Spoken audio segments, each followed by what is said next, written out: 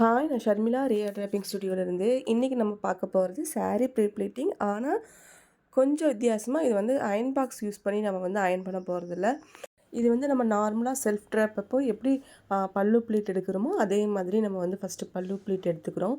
இந்த மாதிரி ஒரு காட்டன் சாரீக்குலாம் வந்து பார்த்திங்கன்னா ஈவனாக எடுக்கிறப்போ ஒரு 6 ப்ளீட்ஸ் டு 7 ப்ளீட்ஸ் அந்த மாதிரி தான் வரும்.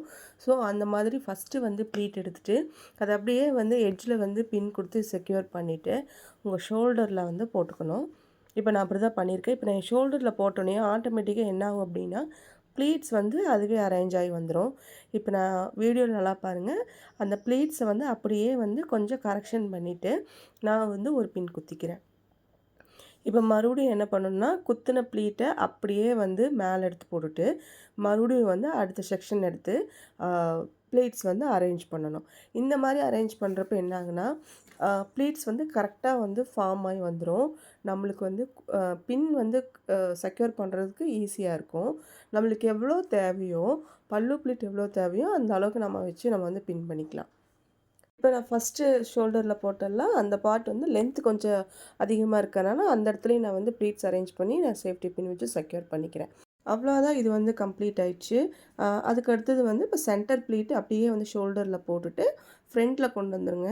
ஃப்ரண்ட்டில் கொண்டு வந்துட்டு நம்மளுக்கு எவ்வளோ தேவையோ நம்ம உள்ளே சொருகிற அளவு எவ்வளோ தேவையோ இப்போ நம்ம சென்டர் பெல்லியிலேருந்து ஒரு ஒரு ஜான் அளவுக்கு விட்டுருங்க. உங்கள் செஸ்ட் அளவுக்கு எடுத்துகிட்டு நான் வந்து மார்க் பண்ணி வச்சுருக்கேன் அந்த பின் அளவு. இப்போது நான் வந்து என்னோடய லெஃப்ட் சைட்லேருந்து தான் எடுக்கிறேன். எப்போவுமே வந்து ப்ளீட் எடுக்கிறது வந்து நம்ம லெஃப்ட் சைட்லேருந்து எடுத்துட்டோம் அப்படின்னா ரொம்ப கம்ஃபர்டபுளாக இருக்கும், ஈஸியாக வரும்.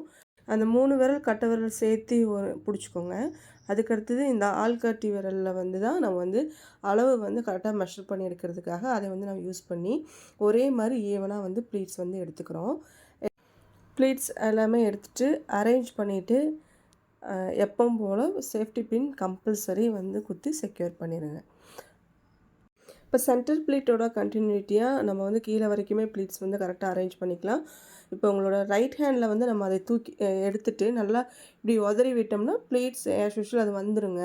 அதை அப்படியே என்ன பண்ணிக்கிங்கன்னா கரெக்டாக பார்த்துட்டு அந்த இடத்துலையே வந்து சேஃப்டி பின் வந்து குத்திடணும். இது வந்து ரெகுலர் வேர் சாரீ அப்படிங்கிறதுனால நான் வந்து ப்ளீட்ஸ் வந்து ஸ்ப்ரெட் பண்ணலை. ஸோ ப்ளீட்ஸ் வந்து மொத்தமாக தான் வச்சுருக்கேன். இப்போ அதே மாதிரி எட்ஜ்லேயும் வந்து ஒரு பின்னு குத்திடணும். குத்துனதுக்கப்புறமா ப்ளீட்ஸ் வந்து கரெக்டாக அரேஞ்ச்மெண்ட் ஆகிருக்கு இல்லைங்களா, அதெல்லாமே கரெக்டாக இருக்கான்னு செக் பண்ணி பார்த்துட்டு நல்லா உங்கள் கையிலே வந்து நல்லா வந்து என்ன பண்ணுங்கன்னா நல்லா கத்தி மாதிரி நல்லா அப்படி தேய்ச்சி விட்டீங்க அப்படின்னா அந்த ப்ளீட்ஸ் வந்து அப்படியே வந்து அமுந்துடும். ஒர்க் போகிற லேடிஸ்க்கு இது ரொம்பவே யூஸ்ஃபுல்லாக இருக்கும். இப்போ வீக்லி வந்து ஒரு 2-3 டைம்ஸ் நம்ம சாரீஸ் யூஸ் பண்ணுறோம் அப்படின்னா சண்டே அந்த மாதிரி வந்து நம்ம ப்ளீட்ஸ் வந்து ப்ரீவியஸாகவே எடுத்து வச்சுக்கலாம். கேஷுவலாக நின்றுட்டே கூட நம்ம வந்து அந்த ப்ளீட்ஸ் வந்து எடுத்துக்கலாம். நம்ம சாரீ ஃபோல்ட் பண்ணுறது கூட நம்ம ரெகுலராக நம்ம எப்படி ஃபோல்ட் பண்ணுவோமோ அதே மாதிரி கூட ஃபோல்ட் பண்ணி சின்னதாக நம்ம பீரோவில் வந்து இடம் ஸ்பேஸ் வந்து எந்த அளவுக்கு இருக்கோ அந்த அளவுக்கு வந்து கம்ஃபர்டபுளாக வைக்கிறனா கூட வச்சுக்கலாம்.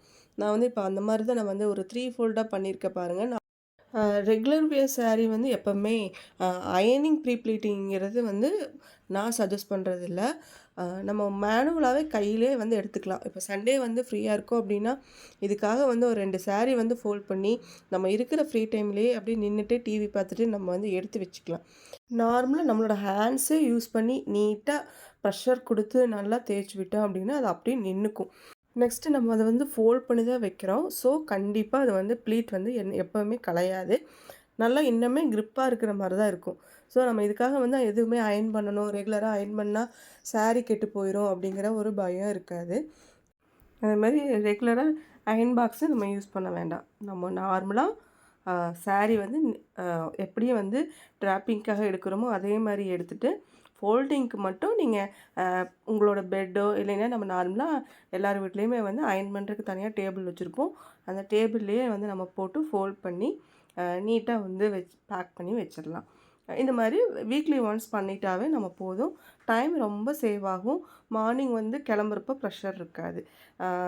இது வந்து ரொம்ப இப்போ நம்ம ஒரு ஃபங்க்ஷன் போகிறதுனால சரி இல்லை நம்ம ஒரு ஒர்க் போகிற லேடிஸுக்கு இது ரொம்பவே யூஸ்ஃபுல்லாக இருக்கும்.